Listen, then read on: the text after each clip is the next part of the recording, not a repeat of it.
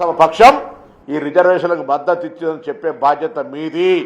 తెలంగాణ సమాజం గమనిస్తూ ఉంది.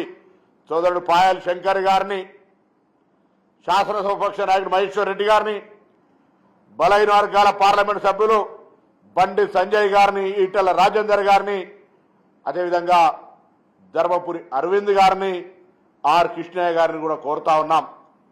భారతీయ జనతా పార్టీ అఖిల భారత బీసీ అధ్యక్షుడు సోదరుడు లక్ష్మణ్ గారిని కూడా కోరుతా ఉన్నాం.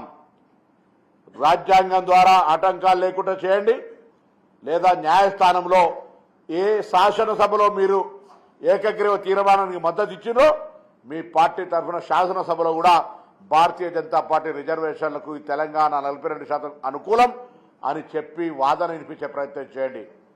అంతేగాని నైతికంగా మీ విధానపరంగా బలహీన వర్గాలకు వ్యతిరేకంగా, ఎస్సీ ఎస్టీలకు వ్యతిరేకంగా మేము ఫ్యూడల్ పార్టీ, మా విధానమే ఇంత అని మీరు రామచంద్రరావు గారు మాట్లాడుతుంటే నేను ప్రశ్నిస్తా ఉన్నా. ప్రభుత్వం ప్రశ్నిస్తుంది, ప్రజాస్వామ్యం ప్రశ్నిస్తుంది, సామాజిక వర్గాలు ప్రశ్నిస్తున్నాయి. శాసనసభలో ఎందుకు మీరు మద్దతు ప్రకటించినారు?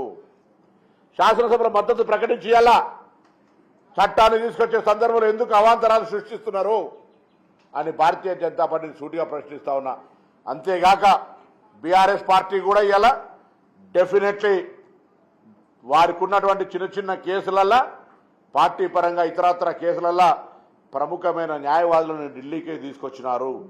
ఈ కేసులో కూడా Bharatiya Janata party, TRS party అనుభవజ్ఞులైనటువంటి న్యాయ నిపుణులైనటువంటి అడ్వకేట్లను తీసుకొచ్చి, ఇది ఆనాడు ఇందిరా సహాని కేసు 2012 కావచ్చు, 1992 కావచ్చు, ఏ కేసు అయినా సరే ఈరోజు ఎన్ని కేసులున్నా అన్ని కేసు ఉదాహరణలతోటి ఇవాళ తెలంగాణ ప్రభుత్వం ప్రామాణికమైన లెక్కలతోటి పోయిందని చెప్పే విధంగా మీ యొక్క ఆర్గ్యుమెంట్ చేయమని చెప్పి సందర్భంగా డిమాండ్ చేస్తా ఉన్నా.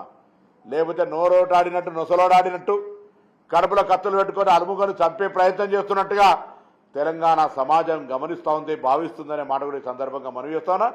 రామచంద్రరావు గారు బీజేపీ రాష్ట్ర అధ్యక్షుడు కాకముందు మీ వ్యక్తిగత అభిప్రాయాలు ఉండొచ్చు.